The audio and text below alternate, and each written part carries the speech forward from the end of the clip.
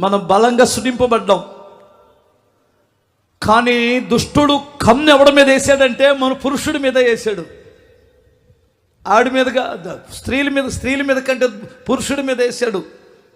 అదేంటన్నా, అవ్వ పాపం చేయలేదా? అవ్వేనట్టు కదా ముందు పాపం చేసిందంటే, అవ్వని నిన్ను లాగడానికే వాడు ఆడుకున్నాడు ఫస్ట్. అర్థమవుతుందా? అసలు దృష్టి అవ్వ మీద కాదు, ఆదాం మీద. అవ్వను కొట్టాలని కాదు, ఆదాంగాన్ని కొట్టాలని ఆడి ప్లాను.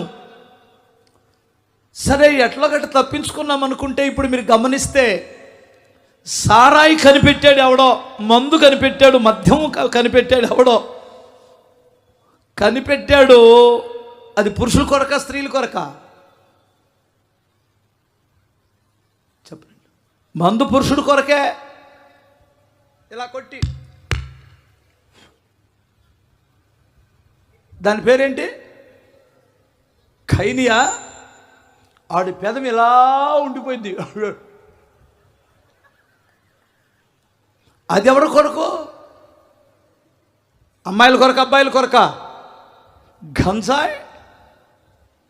వాడు సైతాన్ గాడు చూడు ఎన్ని ప్లాన్లు వేస్తాడో. ఖైనీ, పాన్ బరాకు, జర్దా కిల్లి, వేష